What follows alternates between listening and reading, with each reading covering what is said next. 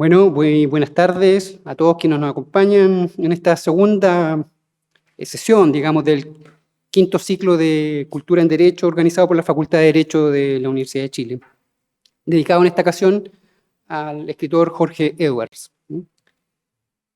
Bueno, como el propio Edwards gustaba de mezclar, digamos, géneros, lo narrativo y lo ensayístico y lo memorial, así también esta jornada va a mezclar distintas formas de aproximarse a su obra. De esta forma, comenzaremos con una exposición sobre un determinado tema en relación a Edwards, para después realizar una lectura de algunos textos de Edwards en las voces de integrantes del Teatro Cadal, la compañía conformada por estudiantes y egresados de esta facultad. Bueno, así, en primer término, dejaremos la palabra a Nicolás Vidal, quien es egresado y profesor de esta facultad, estudió Derecho, pero también creación literaria en España, es autor de las crónicas de Cambio de Juego del año 2017 y de las novelas La Luz Oscura, 2013, Subversivos, 2019, y Los Fantasmas de la Revolución, 2021. Nicolás Vidal se referirá al libro de Jorge Edwards, El inútil de la familia, del año 2004, en que evoca fundamentalmente la figura de su pariente Joaquín Edwards Bello. Así que dejamos la palabra a Nicolás. Bien, muchas gracias. Estoy poniendo el libro antes de que se me caiga y me traicione, pero por ahí, como para que lo vean. Ahí está. Ahí. Ya, perfecto. Bueno, primero agradecer, ¿cierto?, la invitación del decano y de Patricio para participar en esta actividad. Siempre es un orgullo y un placer estar aquí, además de las clases que tengo la suerte de hacer de creación literaria, tratando de abrir ventanitas literarias a tantos abogados y abogadas que los necesitábamos mucho para refrescar un poco la mente. Y bueno, les voy a hablar un poco sobre esta novela El inútil de la familia, que está aquí presente, que no se va a caer probablemente porque está bien afirmada. Y eso, la idea es comentar un poquito la novela que salió ya hace casi 20 años, si mal no recuerdo, desde el año 2004 o 2005. Este libro es un muy buen ejemplo de lo que yo entiendo, por lo menos, o de lo que varios entienden como crónica. En el fondo se trata de una historia de no ficción, y aquí le pongo entre comillas, digamos, que nosotros suponemos es de no ficción, pero que está contada con las herramientas de la ficción. O sea, es una suerte de biografía de otro escritor, de Joaquín Edwards, tío en segundo grado de Jorge Edwards, pero está contada con las herramientas de la ficción. O sea, está contada como si fuera una novela, ¿ya? Y eso distingue a este género literario de una novela pura, o sea, de una biografía pura y simple de Joaquín Edwards, ¿ya? Sobre este punto hay, sobre la no ficcionalidad de lo que se está contando aquí, o sea, de toda la vida de Joaquín Edwards y también de las peripecias de Jorge Edwards al contar esta historia, a mí personalmente al leerlo me surgen bastantes dudas de ciertos episodios sobre si serán reales o no, por ejemplo, sobre una supuesta extorsión del hijo de Joaquín Edwards a Jorge Edwards para obligarlo a comprar la pistola con que su padre se voló la cabeza, digamos, se suicidó. No he investigado sobre el asunto, no pretendo tampoco pretendo hacerlo, no tengo idea si es verdad o no, pero ya a esas alturas del libro, más bien al final, perdón por el spoiler, pero a esas alturas ya el narrador, a mí como lector, ya me tiene en sus garras, digamos. Entonces yo voy a creerle todo lo que él me diga a pie juntillas, y es como parte del pacto de verosimilitud, en el fondo, como que ese pacto va más allá de las reglas de la ficción. Entonces, si él me lo cuenta bajo una clave de no ficción, yo me lo voy a creer como lector, ¿ya? Y esto también nos lleva al corazón del género de la crónica, que es, repito, a mi entender, narrar hechos de no ficción con las herramientas de la ficción, o sea, como si fuera una novela o un cuento. Y aquí me recuerda el caso de otro escritor, un cronista polaco muy famoso que se llama Ryszard Kapuściński, nunca digo bien ese nombre porque es impronunciable, que es uno de los grandes cronistas del siglo XX, tiene crónicas maravillosas sobre la Guerra Fría, estuvo en terreno en muchísimas revoluciones y hace varios años ya se lo está empezando a cuestionar cada vez más porque, bueno, descubrieron que no todo lo que contaba era tan cierto, ¿no? Entonces que había bastante imaginación en sus crónicas, aunque lo esencial era cierto, pero el adorno parece que era bastante grande. Entonces el tema es ver hasta dónde llega la realidad y dónde empieza la ficción en la crónica, ¿ya? Es paradójico también que yo me declaro partidario de la ficción, se los digo al tiro, y es paradójico que sea aquí, en este lugar, donde básicamente la verdad está muy bien valorada, digamos, ¿eh? Pero bueno. Otro tema que está presente en esta novela o en este libro es el juego, ¿ah? En el fondo es el juego de búsqueda de pistas de la existencia de Joaquín en su obra. O sea, Joaquín Edwards, y ahora me salgo de Jorge Edwards, Joaquín Edwards era un gran cronista y un gran novelista, pero todas sus novelas tenían mucha vinculación con la realidad, ¿ya? Entonces, el juego de este narrador investigador es ir viendo e ir atando cabos sobre qué cosa de la realidad de Joaquín estaba presente o no en su obra. Y eso es bastante interesante, ¿no? O sea, las pistas de la historia real en su ficción. Y él también, Joaquín mismo se transforma en un personaje de ficción y toma, creo, como anticipa todo este problema que estábamos hablando, y va mezclando la ficción y la no ficción. Por ejemplo, hay una parte que es muy interesante donde cuenta que Joaquín Edwards escribía crónicas sobre la Guerra Civil Española y todo el mundo pensaba que estaba ahí como sorteando las balas y qué sé yo en Madrid, pero no, estaba tomándose un pisco sour en Limache y en Valparaíso, escribiendo como si estuviera en medio de la Guerra Civil, y eso a mí me parece extraordinario, ¿no? Hay como distintas versiones sobre eso. Yo siempre voy por la ficción, digamos, pero obviamente que me van a saltar aquí periodistas y distintos amantes de la verdad que probablemente van a sostener que eso es totalmente antiético y etcétera. Pero bueno, la literatura da para muchas cosas en todo caso.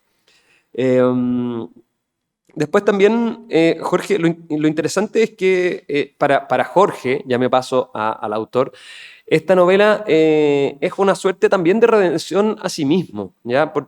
En el fondo, bueno, ya dije que son parientes bastante lejanos, tampoco tan cercanos, pero hay este adjetivo tan brutal del inútil de la familia, ya viene, bueno, por la primera novela de Joaquín Edwards, que es El Inútil, pero también porque hay algo despectivo en la familia Edwards hacia Joaquín por dedicarse a la literatura, ¿ya?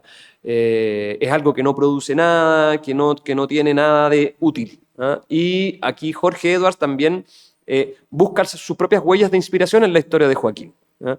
Entonces, él también se siente parte, ¿cierto?, de esta inutilidad, digamos. Y lo interesante es que a través de la novela, a través de este libro, Jorge, se va acercando a Joaquín, cuando en la vida real, en el fondo, nunca, él trató de acercarse un par de veces a Joaquín y la verdad es que nunca lo pescó, ¿ah? Entonces, pero sí logra hacerlo a través de esta novela y en el fondo siento que hay una especie de concreción de ese objetivo, de acercarse finalmente a su tío. Evidentemente tenían muchísima diferencia de edad y no eran parientes tan cercanos, etcétera, pero de acercarse a su tío y redimirse juntos de este adjetivo, o hacer propio, al mismo tiempo redimirse y hacer propio este adjetivo del inútil a través de este maravilloso oficio de ser escritor, digamos, ¿no? Entonces hay un juego que es bien interesante con eso. Y otro de los puntos que me interesa mucho recalcar sobre esta novela es la presencia del juego, ¿no? La novela parte con una escena muy intensa en la que Joaquín, ya viejo, qué sé yo, ya consolidado, desclasado también, etcétera, muy tranquilo, va a apostar a los caballos en el hipódromo, apuesta siempre el todo o nada, entonces tiene una gran suma de dinero que le llegó por unas herencias, va y le apuesta todo a el número ganador, ¿ah? Y ahí se encuentra en el cielo, celebra, etcétera, pero después se da cuenta que se equivocó al anotar la apuesta y que ese error le cuesta perder toda esa fortuna, Entonces, y la novela parte con ese momento y ese momento es como el sino trágico de todo personaje literario porque además deriva en un accidente vascular. Es tanto esto parece el primer capítulo, por si acaso. Ahí comienza el verdadero declive de Joaquín. ¿Ah? Entonces también, esta faceta de ludópata está puesta en todo, a lo largo de toda la novela. Entonces no es algo que salga como solamente al final de su vida, sino que es algo que estuvo desde sus inicios. ¿Ah? Era siempre, iba al todo o nada. Ya voy a profundizar sobre el momento en que pasa esto, ¿ya? Pero también hay otro tipo de juegos que son bien interesantes, juegos más literarios. Por ejemplo, hay un juego de espejos entre Jorge y Joaquín en cuanto a las personas que utiliza. ¿Ah? Muchas veces se confunde los narradores, o sea, dice a propósito, digamos. Entonces habla de tú cuando era él, se mezcla con nosotros, etcétera, etcétera. Entonces como que logra como duplicarse a sí mismo y mimetizarse entre la historia de Jorge y Joaquín. ¿Ah? Entonces, como que va tratando de formar un solo narrador, ¿ya? En algunos partes de la novela. Y también, bueno, este mismo juego que ya hablamos de la ficción y la no ficción, o sea, hasta dónde llega la ficción y dónde empieza, o sea, hasta dónde llega la no ficción y dónde empieza la ficción, que también es bien interesante, pero eso ya lo tratamos. Hay también una visión que es bien interesante, que es, podríamos decir, autoflagelante respecto de la familia Edwards. Los pone, bueno, como una familia muy acaudalada, muy interesada en el dinero y en la producción. De ahí viene el apelotillo del inútil, digamos. Y que eso provoca, ¿cierto? Este desclasamiento, digamos, de Joaquín, estas ganas de salir de ahí, ¿ya? Pero también esa visión más o menos crítica que hace el mismo Jorge Edwards, ahí me faltó la figura de Agustín. ¿Ah? De Agustín Edwards me hubiera gustado ver cómo, no sé, si tenía alguna... Todo esto desde la ignorancia, no tengo idea si es que es o no, pero Agustín y Joaquín se habrán conocido, no eran, o sea, sí fueron contemporáneos mucho tiempo, digamos, no tenían la misma edad, etcétera, pero sí me habría gustado saber eso, pero lamentablemente no aparece ni una palabra de ese personaje tan importante y no por lo bueno, digamos, pero... después voy a hacer un paréntesis, no muy agradable en todo caso, porque no puede ser todo puras loas. ¿Ah? Este libro no es tan antiguo, digamos, o sea, es un libro que tiene 18 años, no son como las obras de Joaquín Edwards, digamos, que sí tienen, no sé, pues 80 años, qué sé yo. Y claro, es una prosa súper lograda con imágenes, metáforas, detalles, imágenes muy visuales, pero también al mismo tiempo hay elementos que no han envejecido muy bien, eso que no ha pasado tanto tiempo. ¿Ah? Hay muchos, quizás es un poco rebuscado lo que voy a decir, ¿ah? Pero sí veo que hay muchos adjetivos cuando se refiere a las mujeres que son bien despectivos. O sea, todas las mujeres eh, son calificadas siempre, ¿ah? Porque esto pasa en muchísimos pasajes del libro, como gordas, fofas, jamonas, putas, descomunales, desmesuradas, nalgonas, tetonas, etcétera, etcétera. Y ese tipo de adjetivos no aparecen nunca para calificar a ningún hombre. ¿Ah? Entonces hay algo ahí que me hace un poco de ruido y es una crítica más bien a la obra y no al autor. ¿Ya?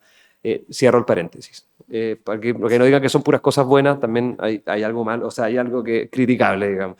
¿Ah? Pero al mismo tiempo también está lleno este libro de personajes fascinantes, o sea, personajes secundarios que son fascinantes, como por ejemplo Jorge Cuevitas, ¿ah? Que es que es un tipo que, claro, que surge como llamado en la época de medio pelo, que no tenía ni un peso y que después a puro encanto y carisma, qué sé yo, logra viajar, va a París, empieza como a seducir a puras millonarias, digamos, termina casándose con una heredera de Rockefeller, termina siendo el marqués de Cuevas, así como comprando un título de nobleza, creo que en España.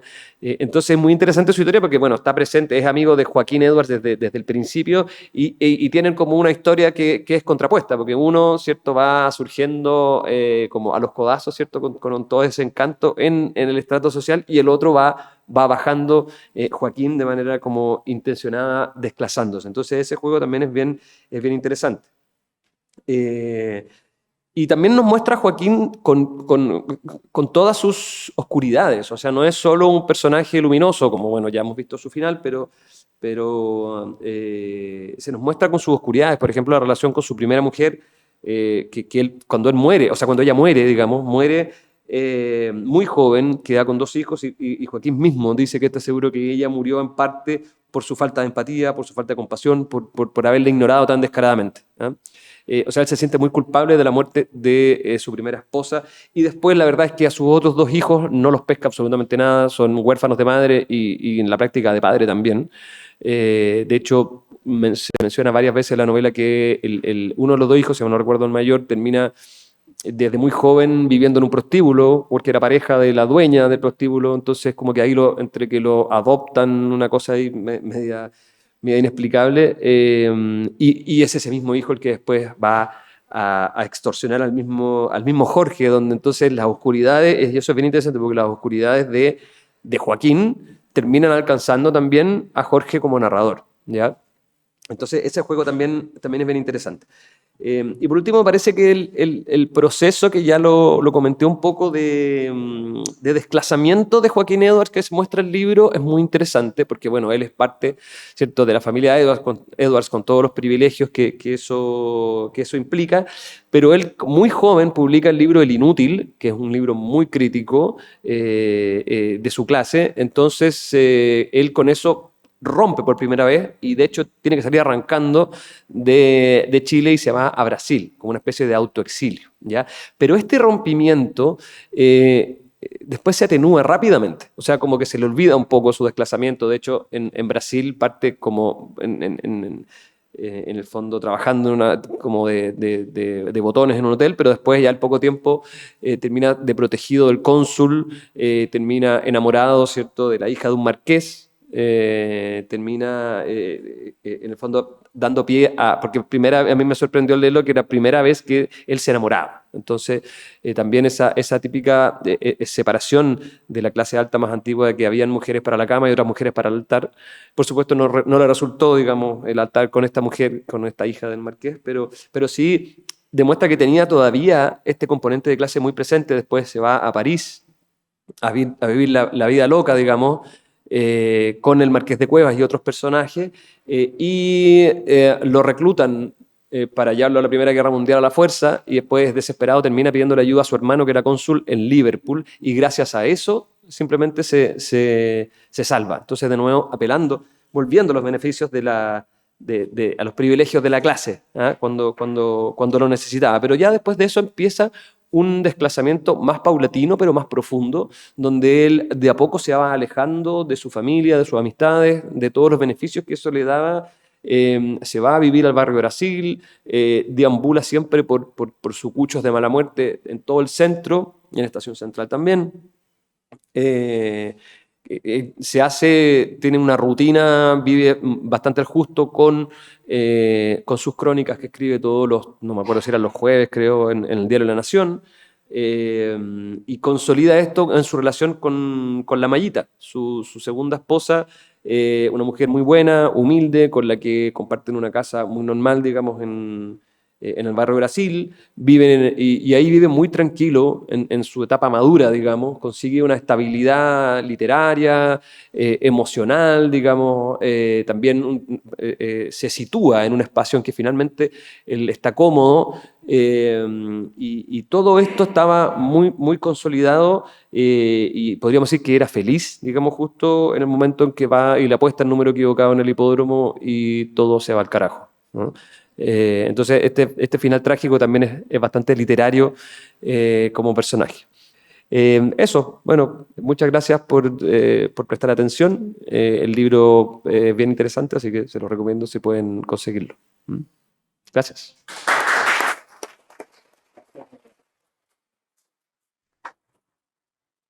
Muchas gracias, Nicolás. Bueno, ahora vamos a empezar una actividad un tanto experimental, ¿no? Pues consiste en la lectura de algunos textos de Jorge Edwards, y que serán interrumpidas, vale decir, después de la primera lectura, habrán comentarios por los integrantes de esta mesa, de manera absolutamente no preparada, ¿no? De lo que salga de la lectura. Veamos qué sale. Los textos serán leídos por miembros del Teatro Cadal, la compañía de teatro refundada el año 2009, que está conformada por estudiantes y egresados de la Facultad de Derecho. Entiendo que ese es el límite, ¿no? Cuando se titulan es como el rito de pasaje, pero pasaje de salida, ¿no?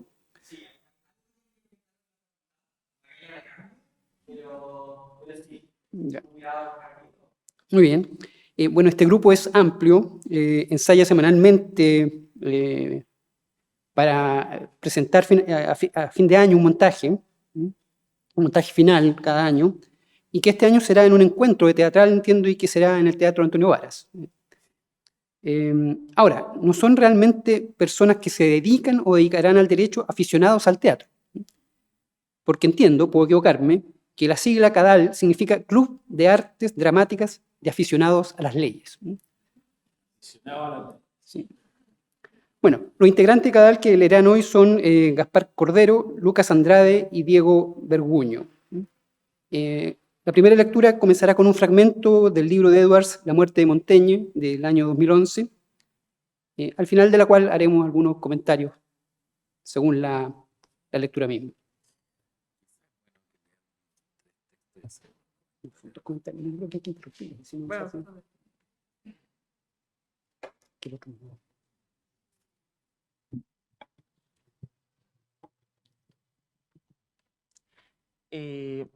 Bueno, de la muerte de Montaigne, del año 2011. Descubro a menudo una concisión latina, un látigo verbal, en la prosa renacentista de Michel de Montaigne, y a veces percibo una nota escatológica, letrinas, olores, orinas arenosas acompañadas de piedras a la vesícula, cuyo tamaño y forma se describen con minucia, que en una oportunidad asumieron perfiles fálicos. Reconozco, por otro lado, una necesidad parecida a la de Montaigne de tener libros al alcance de la mano, aunque sea sin leerlos. Escribe en el tillo de una casa que arriendo hace más de una década, en la costa central de Chile, con visitas a la bahía de Zapallar, a la isla Seca, a las orillas rocosas del costado norte, donde diviso una permanente espuma blanca en ebullición. Me asomo a la ventana en las noches, insomne, y alcanzo a divisar la misma blancura en su ir y venir incesante en la oscuridad. Escucho el graznido de gaviotas, siento sacudones de tierra más o menos frecuentes, que hacen crujir las vigas y travesaros de madera, y tengo 7 u 8 libros a la orilla de la cama, al alcance de la mano. También hay libros en la planta baja, en las mesas y alrededor de la chimenea. Antes de leer de los 3 comercios, no leer estos libros me daba mala conciencia. Ahora puedo hojearlos, leerlos, no leerlos, con la conciencia tranquila.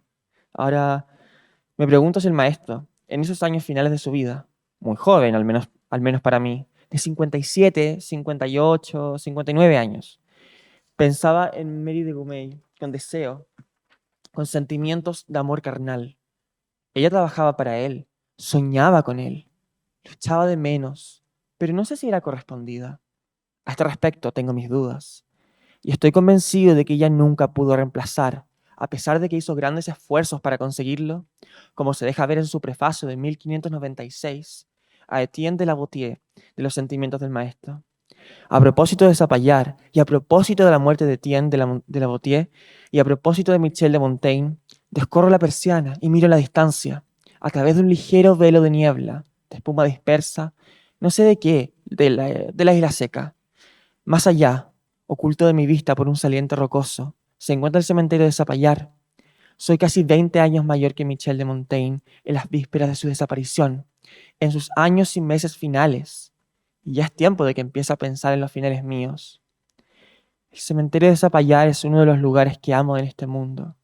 Cementerio marino, modesto, lleno de árboles magníficos, situado en una punta donde el océano golpea con fuerza en caletones de roca, donde el ruido del oleaje es intenso, bronco, incesante. Hace poco enterraron ahí a Cariucho Carrasco, amigo de mi tiempo que recuerdo con gran cariño y que había perdido la memoria.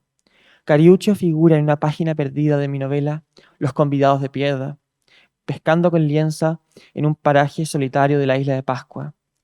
Salió un buen día a caminar, me contaron, y se perdió, hasta que encontraron unos zapatos que asomaban por debajo de unos matorrales y correspondían a su cadáver.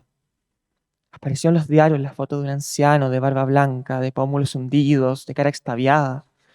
A mis 17 o 18 años de edad llevé a Cariucho a la casa de verano de mi familia en Villa del Mar, y mis padres lo recibieron con algunos gestos bastante poco disimulados de molestia. En el Zapallar de esos días había muy poca agua potable y la costumbre del baño, sobre todo entre los jóvenes, estaba poco extendida. Recuerdo que se levantaban, se echaban en la cara algunas gotas de agua de una jofaina o de un lavatorio y enseguida se vestían, cosa que a mí, en mi calidad de adolescente santiaguino y viñamarino, me sorprendía y hasta me chocaba. Al final del verano, los jóvenes zapallarinos olían bastante mal, pero mi amistad de entonces con Cariucho, aunque no pudiera compararse en ningún sentido con la de Michel de Montaigne y Etienne de la Boutier, estaba por encima de los malos olores.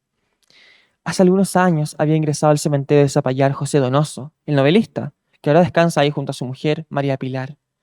Cada vez que paseo por esos senderos rodeados de tumbas y de cruces, recitando, a veces en voz baja, El cementerio matutino de Paul Valéry, un poema que conozco casi de memoria desde mi juventud, me encuentro con nombres que reconozco inscritos a cincel en pesadas lápidas de piedra. Cada uno evoca para mí una figura determinada, una manera de vestirse, un tono de voz, alguna anécdota. Don Jorge Sánchez salía de su jardín y protestaba porque había empujado desde el segundo piso a un muchacho gordo, fofo, a quien hostilizábamos. No se sabía por qué, por consigna, por crueldad colectiva, que el gordo, el Mickey, había caído sobre unas matas de magnolias. Me estropea mis magnolias, había protestado don Jorge, con su voz arrastrada, gangosa, y no había dicho una palabra. En cambio, porque sus hijos y los amigos de sus hijos estaban dedicados a torturar a un gordo sobrino suyo. ¿Anticipo de torturas peores? ¿Premonición oscura? ¿Anunciadora? Pues bien, a estas alturas de la vida, me gustaría tener un espacio asegurado, propio, en ese hermoso cementerio. Poder ingresar por ese camino conocido, de belleza única, arrebatadora, frente a las olas inmensas, estruendosas de océano, mal llamado Pacífico, al otro mundo. Pero se me plantea un problema curioso, un problema que tiene una relación indirecta con Montaigne y con Shakespeare, y con Thomas Mann, y con el Pablo Neruda de Residencia en la Tierra. La literatura, la pasión que había comenzado hacía rato en el verano de mi primavera, de primera llegada a tierras zapallarinas, a mis 15 años de edad, me llevó, a poco andar, a una situación de excentricidad, de relativa y más que relativa marginalidad, y redobló esa condición excéntrica con un factor religioso y político. En materia religiosa, el agnosticismo, y en política, la adhesión desde bastante joven a la izquierda. La consecuencia fue ineludible. Después de largas décadas de ausencia, regresé a Zapallar. Encontré el tillo donde escribo y desde el cual miro los roqueríos de Isla Seca, de más al norte, pero estoy más bien aislado, relativamente aislado, para no exagerar las cosas, con respecto al mundo social dominante y, detalle quizás más grave, con respecto al mundo, o más escabroso, no frecuento la iglesia del pueblo. Y creo que lo más importante de la vida social zapallarina ocurre en la misa, o después de la misa, en ocasiones normales de precepto, y en misas de difuntos, de matrimonios, en esas circunstancias extremadamente delicadas, particularmente sensibles. Tengo la sensación a menudo de ser un lobo estepario, de estar confinado a los márgenes, de proyectar una imagen humana más bien sombría. Puede que sea un sentimiento demasiado subjetivo, un tanto paranoico, no compartido por los demás, pero tiene algo de verdadero y me produce, no siempre, algunas veces, una incomodidad que sí es verdadera. La situación que describo, familiar, humana, algo neurótica, tiene una repercusión directa en el asunto del cementerio, porque el administrador del cementerio, el vendedor directo de sus terrenos, de las pocas tumbas que todavía quedan, no es otro que el cura párroco del pueblo, a quien los que van a misa frecuentan y a quien apenas he visto pasar algunas veces por el lado mío. Me pregunto entonces si tendré que entonar un mea culpa o hacer una confesión general seguida de una comunión, de una reconversión, de algo por el estilo, antes de ingresar a ese espacio marino, a esa cuasi península que me recuerda a la isla de los muertos, de una pintura del romanticismo alemán o suizo, o de alguna otra cultura parecida, donde llega un barco desde tierra firme, en un atardecer espectral, y lo espera en la isla. ¿Me espera? Una figura alta, solemne, rígida, envuelta desde la cabeza hasta los pies en un sudario blanco. Hay testimonios importantes que revelan que el maestro se sintió enfermo, grave, durante ese viaje al norte de Francia de 1588, en París, en Chartres, en Blois, en Gournay-sur-Aron. Sería curioso que se hubiera enfermado en Gournay, al lado de Mary, y que haya sentido que había que dejarla pasar, que su tiempo ya había transcurrido, que ella no era para él, que ningún voluntarismo, por poderosa que fuera su voluntad, bastaba. En esa época no había píldoras para la disfunción eréctil, Viagra, entre otras cosas, pero la voluntad, el verdadero deseo, el cansancio, el aburrimiento, eran otro asunto. La relación con Etienne en vida y hasta después de la muerte lo transfiguraba. Ella, en cambio, con su aplicación, con su perfección misma, con su actitud de niña erudita y perfecta, primera de la clase, solía, sospecho, agobiarlo. Le daban a veces, me imagino, unas ganas locas de estrangularla y no se lo contaba a nadie. ¿Por qué no lo contaba? Porque sentía que era un defecto, una delimitación, una imperfección suya, no de ella. Asomaba en él la pederastía de los griegos, de los latinos, de los antiguos. No lo creía, pero en definitiva, según su hábito, ponía la cuestión entre paréntesis, suspendía el juicio.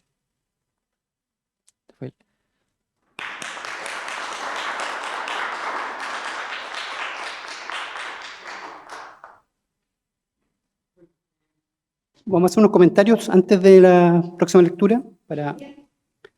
No sé si hay algo que decir, pero bueno, abro los fuegos. Que este es el libro tardío de Edwards de 2011. Se presenta como una novela, La muerte de Montaigne, que supuestamente gira en torno a Montaigne, pero nos enteramos mucho más de Edwards que de Montaigne, ¿no? Es como una obsesión con Montaigne, que, bueno, como sabemos, es el padre del género ensayo, el creador del género ensayo, y logra algo que pocas veces se logra, ¿no? Salvo Dios con el hombre, digamos, que es que la creación nace perfecta. Montaigne logra que su creación nazca perfecta en los ensayos. Esta voz digresiva, en los ensayos, los títulos indican poco, va yendo por lo que lo lleva a la cabeza, ¿no? Y algo así creo que pasa con Edwards, que termina hablando mucho más de sí mismo que de otras personas, ¿no? Y, paréntesis, al parecer tuvo un progreso, digamos, con relación a ese libro, porque aquí sí trata de gordo y fofo un hombre, ¿no? Así que, no sé si hay algún otro comentario. Sí, justo iba a reconocer que hay un gordo y fofo metido ahí en el ensayo. Y me parece, es justo como lo que decía Patricio, que efectivamente cosa que también se ve en esta novela, que por más de que Jorge Edwards trate de hablar de otras cosas, yo creo que le resulta casi imposible no hablar de él, ¿ah? Y claro, y eso es bien llamativo en el general de su obra, siempre es referida a otro objeto narrativo, pero siempre va a terminar hablando en buena parte del mismo, y por eso que en ese caso como el género va más hacia el ensayo, la crónica, que hacia una novela propiamente tal, digamos. Por eso que lo interesante es que siempre juega con estos como límites difusos dentro de los géneros y los va mezclando y va jugando un poco con eso. Entonces eso, ese texto es una muestra bien patente de eso, porque al final, claro, supuestamente nos habla de Montaigne, pero en realidad nos habla de Zapallar y del cementerio. No tengo idea si al final estará ahí o no. No está ahí. Entonces, pero esa capacidad de digresión también es bien interesante y es bien difícil de conseguir.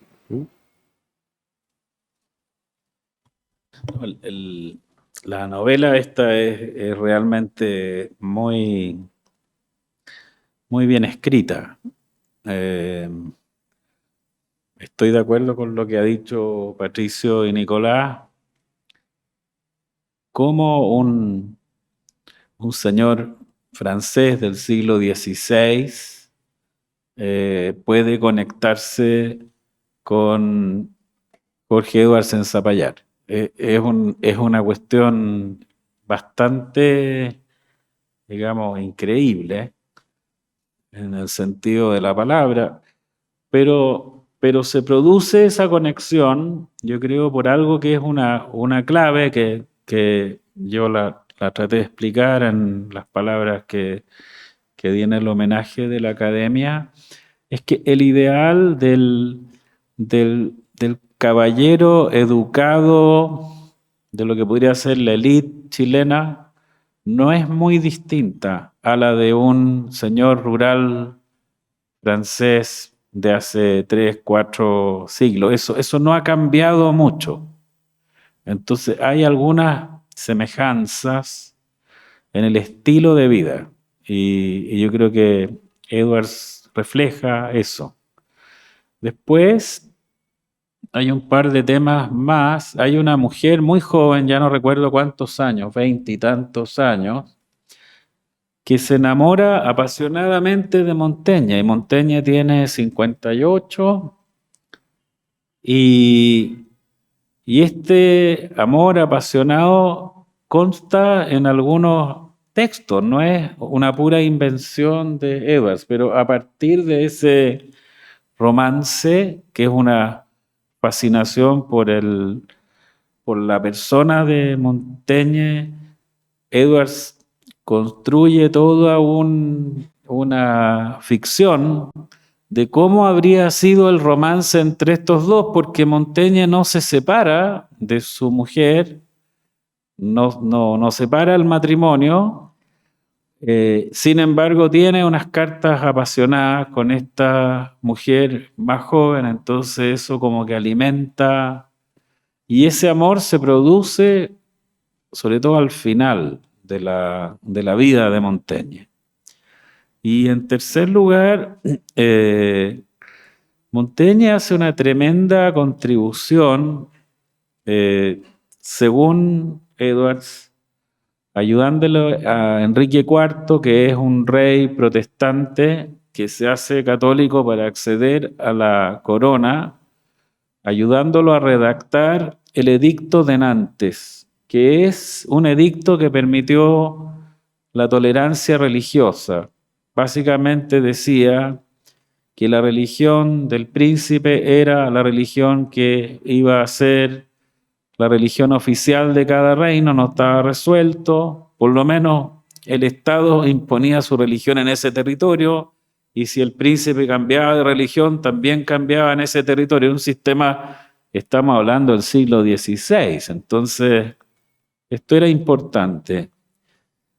Y es entonces un atisbo, o los primeros atisbos de la libertad religiosa, de una cierta racionalidad frente a la irracionalidad. Y en estos días que hemos visto una situación tan difícil, tan dura en Israel, en Palestina, que lo estamos viviendo, recordar a una figura como Montaigne, recordar el Edicto de Nantes, recordar estas primeras ideas de racionalidad y de tolerancia religiosa, creo que nos vienen bien. Estas figuras que son figuras de carne y hueso, regordetas, como dice Nicolás, a veces personajes que desde el punto de vista de su atractivo físico no son tan, digamos, magnéticas, pero sí desde el punto de vista de las ideas y de los estilos de vida que han tenido, creo que vale la pena tenerlo en cuenta. Eso sería el comentario que yo haría. El cura no le vendió la tumba a Jorge Edwards, el cura hacía negocio. Después echaron al cura de Zapallar, pero el cura vendía las tumbas, Jorge Edwards trató de hacer negocios con el cura y no le resultó. Esa es la verdad sobre el entierro de Jorge Edwards en el cementerio, hasta donde yo sé, no sé. Sí, no lo sé en realidad con exactitud, pero él quería como en sus últimos años como hacer buenas migas con el cura. Bueno, pero terminó cremado en Madrid, digamos, ¿no? Hasta ahora. Sí, bueno. Y bueno, lo otro es el punto este de Marie Gournay, que Edwards imagina que hay un amor ahí. Efectivamente hay cartas, qué sé yo, pero pareciera ser que lo que había con Marie Gournay era una fascinación espiritual, ¿no? Ella hizo la última edición, la tercera edición de los ensayos, ya muerto Montaigne, con todas sus anotaciones a mano de las ediciones anteriores, y fue una mujer que muy importante porque ella decidió dedicarse a lo intelectual, digamos, como una precursora del feminismo, y fue alentada por Montaigne a que siguiera con su dedicación intelectual. Ella nunca se casó, por ejemplo, porque pensaba que eso interrumpía su labor intelectual, ¿no? Ella era una especie de hija espiritual, según la mayoría de los biógrafos, ¿no? Más que un amante. Que hubo amor o no, no se sabe. Pero bueno, continuamos con la segunda lectura, que es de un cuento, o fragmento de un cuento. En realidad el cuento es un poco más extenso. Probablemente uno de los mejores cuentos de Edwards, que se llama El orden de las familias, que fue publicado en una revista primeramente, pero que forma parte del libro de cuentos Las Máscaras del año 1967. Así que ahora corresponde esta lectura. Este cuento tiene un ambiente mucho más cercano a la facultad, al mundo de la facultad, por varias razones.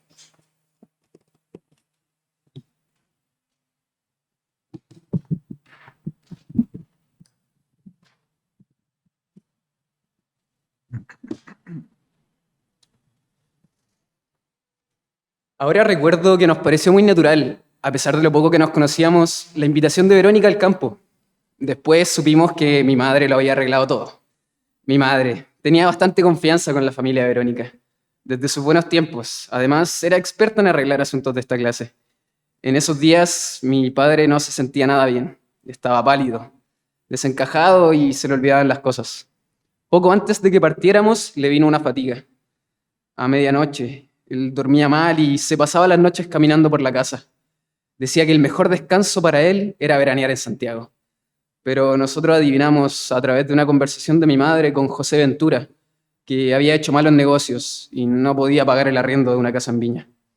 Mi madre dijo que José Ventura se había portado muy bien, el único de la familia que se había portado bien.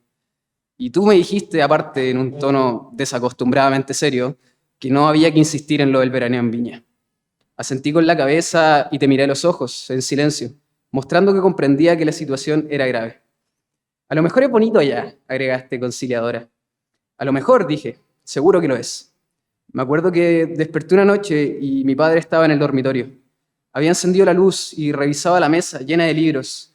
¿No tienes aquí el guía de teléfonos por casualidad? ¡Qué idea! Nunca he guardado en la pieza el guía de teléfonos.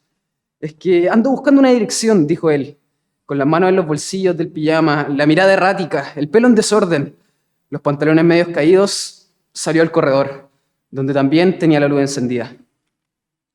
Tuve que levantarme, apagar la luz de mi pieza y cerrar la puerta. Escuché su voz a través del muro, haciéndote la misma pregunta. Pensar que van a ser 5 años de eso. Verónica, desde el primer instante, fue extremadamente acogedora y cálida. Nos hizo entrar de inmediato en confianza. Nos indicó nuestros dormitorios y después nos mostró la casa, las bodegas y la capilla del fondo. Tú dijiste que te encantaba el olor de las bodegas. Al entrar a la capilla te persinaste en forma mecánica y contemplaste las vigas del techo sin hacer comentarios. Las casas de estilo colonial estaban refaccionadas, llenas de adelantos modernos, agua caliente a chorros, timbres, refrigerador, hasta un citófono para llamar al repostero. Yo no salía de mi asombro y tú, seguramente, pese a que habías visto más cosas en tu vida, tampoco. Pero actuábamos como si nada nos llamara mucho la atención. En la tarde salimos a caminar y Verónica contó que se aburría como ostra en el campo. Era una suerte que hubiéramos ido, era una suerte también que sus padres no estuvieran. Su presencia imponía toda clase de limitaciones. Llegan el sábado con José Raimundo, un primo mío que es un plomo. Los compadezco a ustedes, añadió, dirigiéndonos una mirada de conmiseración. Nosotros sonreímos. Los anuncios de Verónica no conseguían alarmarnos. Estábamos en Jauja y el sábado nos parecía demasiado lejos. Deben de ser riquísimos, te dije esa noche, en un momento en que Verónica había partido a buscar más hielo. Supongo, dijiste, sin demostrar mucho interés por el tema, levemente irritada. Mi observación destruía cierto clima irreal en el que te habías instalado muy a gusto. Volvió Verónica del repostero y reanudaste el diálogo con ella, desvinculada de mis acotaciones triviales. El sábado, tal como había dicho Verónica, llegó la familia. Los padres, una tía menuda y opinante y un niño de unos 10 años con algo de monstruo en la cara. Verónica ya nos había advertido que su hermano menor era un monstruo. Detrás de ellos, en un convertible último modelo, llegó José Raimundo. Me cayó desagradable de partida. Bajo, mofletudo, daba la impresión de un muchacho mimado, blando y despótico a la vez. Toda su vestimenta de campo parecía recién sacada de la tienda. Lo veo bajar del automóvil, sacudirse las manos y saludar a todo el mundo por igual, con una inclinación y una sonrisa mecánica. No demostró ninguna preferencia por ti, no en ese momento. Tampoco en la tarde, cuando salimos a caminar acompañados por la tía y por el monstruo. Pero en la tarde siguiente noté que se quedaba cerca tuyo y trataba de hacer chistes y bromas, que tú le celebrabas sin entusiasmo. Felizmente anunció después de comida que debía regresar a Santiago. Por desgracia, dijo, tengo un asunto en Santiago mañana a primera hora. Esperamos escuchar el motor del automóvil y entonces Verónica y yo celebramos su partida. Verónica bulliciosamente y yo con más discreción por no ser de la casa. Charito, la tía, saltó a la defensa de José Raimundo. Dijo que era un talento, siempre el mejor alumno de su curso, en el colegio y la universidad, y era mucha mayor gracia por tratarse de hijo único, regalón de una familia rica. Por lo demás, agregó la tía Charito, dirigiéndose a ti maliciosamente, me pareció notar que te hacía bastante fiesta. Rechazaste con energía, algo ruborizada, la suposición de la tía Charito. «Pobre Cristina», exclamó Verónica, «el enamorado que le fue a tocar». «¿Qué pobre?», preguntó Charito. «El cabro es un gran partido. ¿Qué mejor quiere?» «Dime», preguntó Verónica, exasperada, apelando a tu testimonio directo, «¿cómo encontraste a mi primo? Dilo francamente». «No es tan pesado», respondiste conciliadora. Y tanto Verónica como la tía Charito estimaron que tu respuesta les daba la razón. «¿Ven ustedes?», exclamó la tía, y Verónica afirmó con plena seguridad que hablabas así de puro bien educada. No me cupo duda, por mi parte, de que Verónica estaba en lo cierto. Con su gordura fofa, sus modales estereotipados, su ropa impecable, José Raimundo correspondía exactamente al tipo de persona que mirábamos en menos, que nunca tendría acceso a la cofradía que formábamos entonces. Podíamos diferir en muchas cosas, tú, Verónica, cuya afinidad se nos había revelado en pocos minutos, y yo, pero un desacuerdo en esta materia no nos parecía concebible. La discusión sobre José Raimundo se prolongó durante un buen rato, y al final la tía Charito se retiró a su pieza, molesta, declarando enfáticamente que en esa casa nadie se libraba del pelambre. «No me vayan a rajar, por favor», dijo, llena de resentimiento antes de salir del salón, y apenas traspuso el umbral, Verónica lanzó una carcajada que debe de haberle ardido en las orejas. «Decías que te cargaban los hombres, que jamás te casarías, que todas las insinuaciones y los desvelos de mi madre te producían un efecto exactamente contrario al que ella buscaba. Estaba resuelto tu ingreso a la universidad y anunciabas que te ibas a ganar la vida haciendo clases, por mal pagadas que fueran. Necesitabas poco para vivir. Declaré que yo tampoco pensaba casarme. Quizás podríamos vivir juntos. Aunque no ganáramos gran cosa, se juntarían 2 sueldos. Habría que dejar un fondo mensual para viajes, eso sí. Encontrabas que lo del fondo para viajes no era una mala idea. No estaba mal. Aunque uno ganara más que el otro, tú más que yo, el dinero sería común y el fondo para viajes lo utilizaríamos en partes iguales. O distintas. Si uno quiere viajar y el otro no quiere. Distintas. Algo fundamental sería la independencia, un pacto riguroso. Nadie trataría de imponer reglamentos, fijar horas de llegada o rituales de cualquier especie. Las preguntas se prohibirían. Íbamos a contradecir el orden que procuraba establecer, por lo demás, sin éxito, en medio de lamentaciones estériles, mi madre.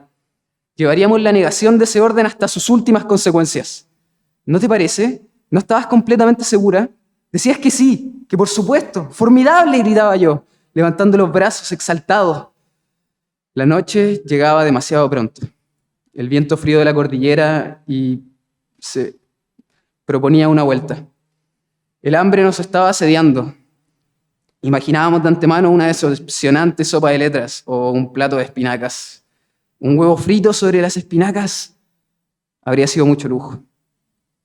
Al menos en ese tiempo.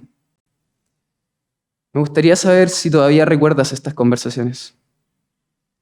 Una tarde encontré a Raimundo, José Raimundo, en el living de la casa. Se había dejado caer de sorpresa. Mi madre, muy animada y algo relamida, como si la naturalidad entre nosotros se perdiera junto con el dinero, sostenía la conversación. Me senté frente a José Raimundo y no abrí la boca. No estaba dispuesto a hacer la menor concesión. Al poco rato entraste y lo saludaste con amabilidad, aunque sin entusiasmo. Se habló de las vacaciones que terminaban. José Raimundo dijo que venía de Pucón. Me gusta mucho la pesca, dijo. ¿Y a ustedes? A mí me encanta, dijiste, y te miré con furia. Pucón, la pesca, todas esas cosas estaban fuera de nuestro alcance.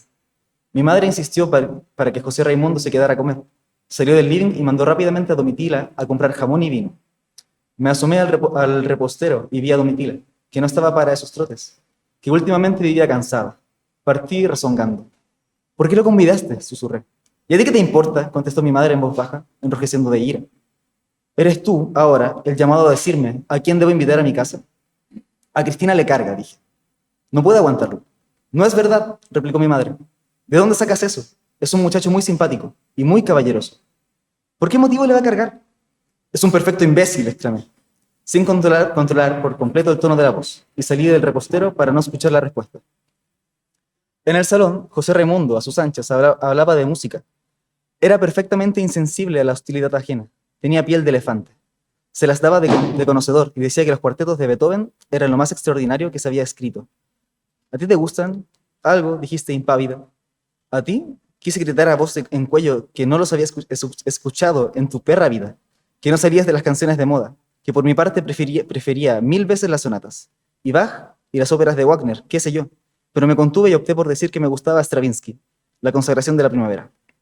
José Raimundo hizo una mueca. Es formidable, insistí. En vez de abrir camino a la discusión, José Raimundo guardó silencio. A mí no me gusta mucho, dijiste, mostrando que estabas resuelta a opinar a toda costa, con absoluta impudicia. Lo que más me gusta es la novena sinfonía. Encuentro que la parte de los coros es fantástica. José Raimundo apoyó tu afirmación gravemente y aprovechó el momento para anunciar que iba a invitarte a un concierto. En pocos días más hay uno que vale la pena. Te observé de reojo, a ver cómo te las arreglabas, pero permanecías inexpresiva, neutra. No adelantabas ninguna clase de respuesta. Te pregunté si te gustaban los conciertos, para darte la oportunidad de contestar que no eras muy aficionada, que en realidad es cierto, cualquier frase desalentadora. Y dijiste, sorprendentemente, lo contrario. Sí me gustan. En un tono que daba a entender que no te gustaban mucho, pero que tampoco te disgustaban, no del todo. Sin confesar, por lo demás, que había sido una sola vez cuando fuimos con mi padre, años antes, y te aburriste mortalmente, aunque te negaste obstinadamente a confesarlo. Nunca diste tu brazo a torcer. Es un imbécil, volví a decir. Apenas se hubo retirado esa noche. No es mal tipo, dijiste. Un poco farsante, nada más. Un farsante de porquería. Venir a cachiporrearse con sus idas a Pucón. ¿Qué nos importa? ¿Y tú? ¿Cuándo has salido a pescar? ¿Para qué dices que la pesca te encanta? Nunca, dijiste. No he salido nunca. Pero me encantaría hacerlo. Estúpida. Tú serás estúpido. Estaba súbitamente roja como un tomate, y tu ira me provocó una sonrisa. Dame un besito de buenas noches. ¡Quítate! ¡No seas cargante! Mi padre se asomó. Mangas de camisa, con expresión extraviada. ¿Se fue ese muchacho?, preguntó. ¿Qué hace?, preguntó después. Nada. Es un hijito de su papá. Tiene autos y toda clase de cuestiones. Mi padre se alejó y regresó al instante. ¿Apagaron las luces de abajo? Sí. ¿Están seguros? Sí, dije, irritado. Las apagué yo mismo. ¿Estás seguro? Voy a mirar un poco. Y bajó a inspeccionar. Lo escuchamos golpearse contra una silla. ¡Mía, chica!, exclamó, en la oscuridad del salón. Ojalá que nos deje dormir, dijiste. Tanto que se preocupa de las luces ahora, y después, cuando le baje el insomnio. Adiós, hermanita, te dije, y sonreíste con la comisura de los labios. Parece que todas estaban apagadas, dijo mi padre, subiendo la escalera con expresión desanimada, adolorida, sobándose una rodilla. Al llegar al corredor se detuvo, boquiabierto. ¿Quién era ese muchacho?, preguntó de repente. Un estúpido, no te digo, pero mi mamá le hace fiesta porque tiene plata. Mi padre levantó las cejas, como si comprendiera confusamente. A ver si duermo, dijo, sobándose el rostro. Lo dudo mucho. Suspiró y caminó a su pieza con lentitud, con pasos inestables. Buenas noches, dijo, sin darse vuelta, levantando un brazo con vaguedad. Un viernes en la tarde salimos a caminar al Cerro San Cristóbal.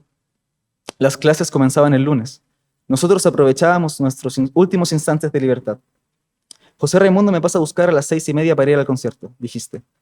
Pero no tengo nada de ganas de ir. No vayas, pues. No tengo nada de ganas de ir, repetiste, reflexiva, con la vista fija en un cielo azul desteñido, estacionario. Nos llegaba de la ciudad, abajo, una especie de vibración, un rumor sordo de algo que bullía y era triturado continuamente. Decías que te gustaría vivir en una provincia tranquila, hacer tus clases allá. El ruido de las grandes ciudades Todo ese ajetreo rechinante en medio del calor, del polvo, te alteraba los nervios. Vivir, por ejemplo, en uno de los valles del norte, hacer las clases y habitar en una casa con gallinas, con hortalizas, con perros. ¿Y yo? ¿Cómo vamos a estar juntos entonces? Tú te vas conmigo. Es que a mí las ciudades grandes me gustan. La provincia está muy bien vista de lejos. Allá, el aburrimiento, las mentalidades estrechas. Hablaba sin escuchar mis objeciones, de comer el pan y la mantequilla del campo, de tomar la leche al pie de la vaca. Estás bucólica. Hoy día me siento bucólica. Echaste atrás la cabeza risueña, mostrando tu cuello fuerte, curvo, bronceado por el verano. Tenías un olor especial que quise comparar con el de los arbustos floridos, con el de las plantas sobre la tierra recién regada, en las tardes del mes de febrero. No se te ocurrirá casarte con José Raimundo, supongo. Te enderezaste de golpe, indignada. Digo nomás, como lo ves tanto ahora y mi mamá lo cultiva de esa forma, se te ocurre. Además, le dije a mi mamá, si quieres saberlo, que no le hiciera tantas salamerías. Llega a dar vergüenza ajena. Dile que no tienes la menor intención de casarte, ni con él ni con nadie. Que no se haga ilusiones, le dije. ¿Y qué te respondió? Nada, las mismas cosas de siempre.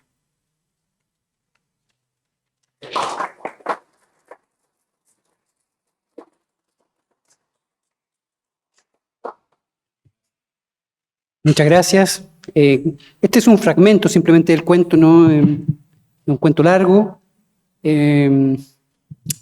Lo que se intenta, el trasfondo ahí es de una burguesía declinante o venía menos, que intenta unirse a una burguesía que está surgiendo económicamente mediante el viejo truco del matrimonio, ¿no? Y queda pregunta pendiente si se casarán o no.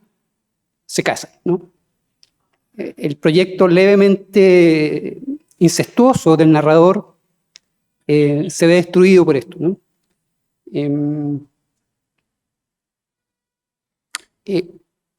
Lo que le quería preguntar al decano, porque él lo ha planteado públicamente, digamos, que él sospecha que este tipo medio repelente, y lo anunció, tiene que ver algo con el derecho. El cuento jamás dice que estudia nada, no precisa que estudie, ¿no? Pero el decano ha sostenido que este es un estudiante de derecho, ¿no? Le preguntaría por qué, ¿no? Bueno, cuando lo leí y ahora la descripción que se da de este personaje que se baja del auto, que trabaja, que siendo joven tiene este trabajo, a mí me parece que es un típico personaje que Edwards debe haber conocido aquí en esta facultad cuando era estudiante. ¿Ah? Algún melifluo, regordeto, dice que es blando, pero algo más. Dice que es blando por fuera, pero intransigente, algo así. La descripción del personaje tiene muchas reminiscencias de ser un integrante de esta facultad. Es la peor expresión de los estudiantes de esta facultad. ¿Ah? Yo quiero aclarar que cuando yo era estudiante era súper flaco y reconocible. Ahora estoy transformado en algo parecido a eso, pero en esa época no se habría podido decir de mí que era ese personaje. El problema es que hay personas que, bueno, que ya antes de entrar a la escuela tienen ese perfil. ¿Ah?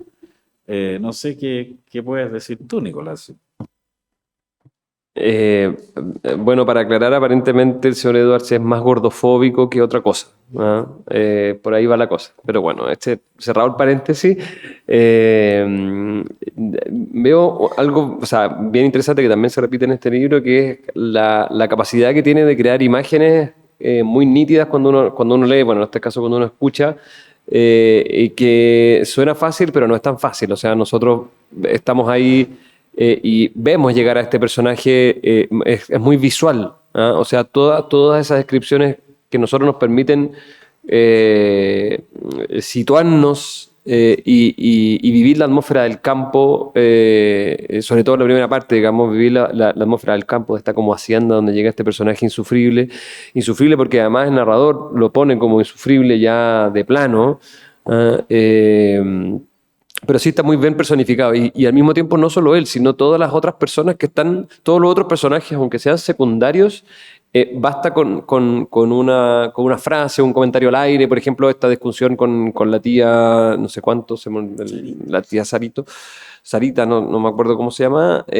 También, o sea, basta un pequeño diálogo ahí para que nosotros nos hagamos inmediatamente la idea de quién era este personaje. ¿Ah? Entonces, esa capacidad de como pincelar personajes con tan poquito o de crear ambientes también es bien notable y parece fácil cuando uno lo lee porque efectivamente se lee de manera muy fluida, pero es muy difícil de conseguir, ¿no? Entonces, más allá de si el personaje de José Raimundo, creo que se llama, es real o no, o si es que estuvo en esta facultad o quizás en la Católica. Puede haber sido. Eso no lo sabemos, ¿ah? Pero es una interesante especulación. Bueno, Edward se estudió aquí y una de las teorías más importantes que yo he desarrollado como académico de esta facultad es que el estudio del derecho hace fea a las personas que lo practican. Y por eso digo, y aquí tenemos varios ejemplares, es cuestión de mirar esta sala, y ustedes dirán, bueno, hay algunos no tan feos, pero es que quizá eran tenían mucho mejor presencia antes de haber comenzado el estudio de Derecho, y hay algunos que realmente son derechamente... Y esta forma de afectar a las personas, creo que Edwards la detecta, la transmite en un personaje que, como Nicolás cuenta, está muy nítidamente demostrado. Esta como indiferencia que tiene con Verónica al inicio, pero después como que se le pega como una lapa.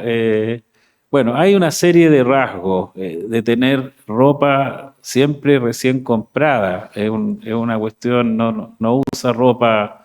Bueno, y creo que ya estamos en la hora, estamos terminando. Ha sido un ciclo en que hemos tratado de aprovechar la iluminación que Edwards con su obra, con su vida,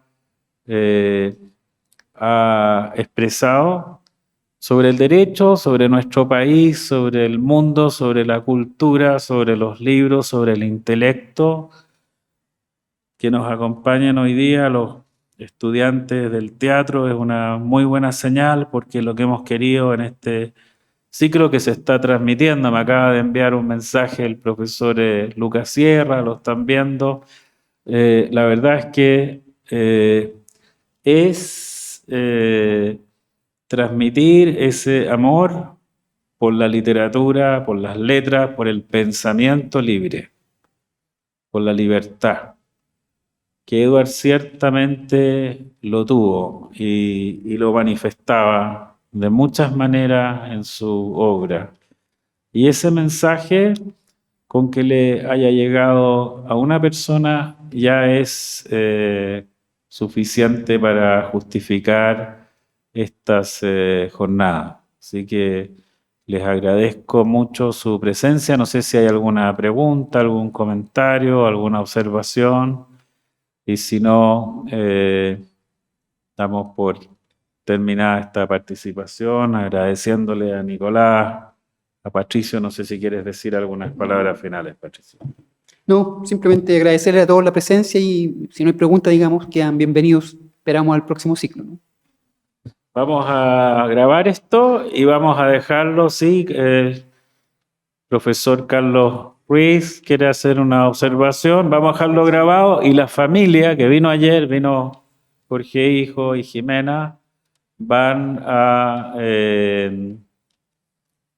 también recibir una copia de esto. Yo quiero anunciar nada más una cosa breve, y es que va a haber una una ceremonia de la cual me habló Jimena Edwards, hija, en el monasterio benedictino de Rengo, que supongo que lo anunciarán en la página del monasterio en su momento. Creo que era en noviembre, pero la fecha no la recuerdo, a las 11 de la mañana. Para los que tengan interés, vamos a dar a conocer también esa fecha. Profesor Sí, Carlos no, Ruey. muy breve, simplemente, pero estuve durante toda la jornada ahora recordando un poco. Yo soy muy amigo de la Angélica, de su hermana. Angélica Hemos- hizo clases acá con Jorge, sí. Sí. Él hizo. Sí. ¿Quién dice tú que hizo? Jorge Edwards Jorge hizo hizo clases clases sobre la novela. sobre la Y novela. aquí, Aquí. algunos estudiantes, por ejemplo, a Joaquín Trujillo y otros, Ya. no sé si tú fuiste alumno, y era acompañado por Angélica, Por por su Angélica. hermana, Claro. que no ha podido venir, ha estado complicada, pero le vamos a Ya. enviar la grabación de esto. Perfecto. Carlos. Y entonces, a propósito de eso, lo vi varias veces junto con Angélica normalmente. Y lo que me impresionaba en Jorge, bueno, es yo creo también, como tú dices, y como se queda acá, un escritor muy notable, pero era además un extraordinario conversador. Ah, no, increíble. Ahora, no sé si sobre eso, termino con una pregunta, si se ha trabajado eso. Ayer hablamos algo de eso. Eso. Creo que todas sus obras, no sé si Nicolás tú estás de acuerdo, son como la transcripción de una conversación. Su novela La muerte de Monte, cada una, porque no las vamos a listar, son como una conversación. Tanto es así que él tiene una técnica que es muy distintiva, que es lo que se llama el narrador conjetural. Y es que cuando va narrando, de repente comienza la persona que va narrando, que va contando, bueno, y el inútil, Joaquín Edwards, estaba, por ejemplo, en el hipódromo apostando y empieza a tener conjeturas, o sea, duda. No sé si estaba, dice, por ejemplo, sentado en la primera fila o estaba sentado en la cuarta fila.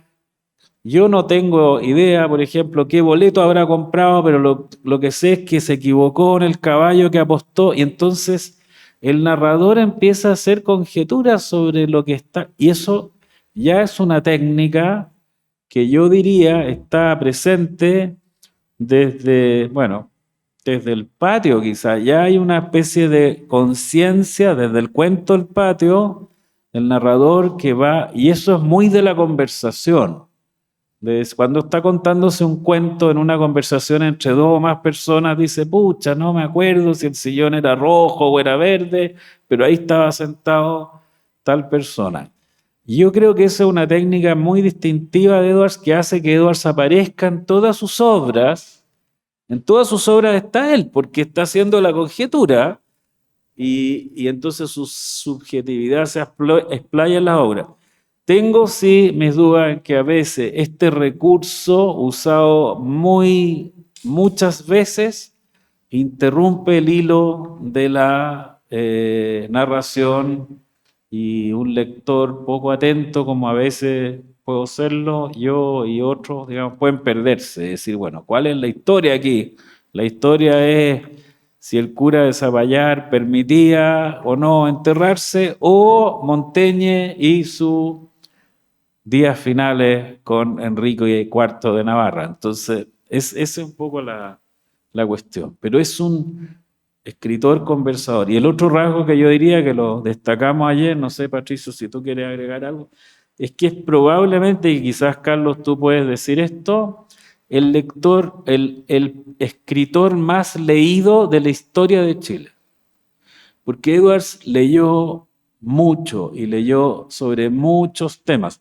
Armando Uribe era muy leído también,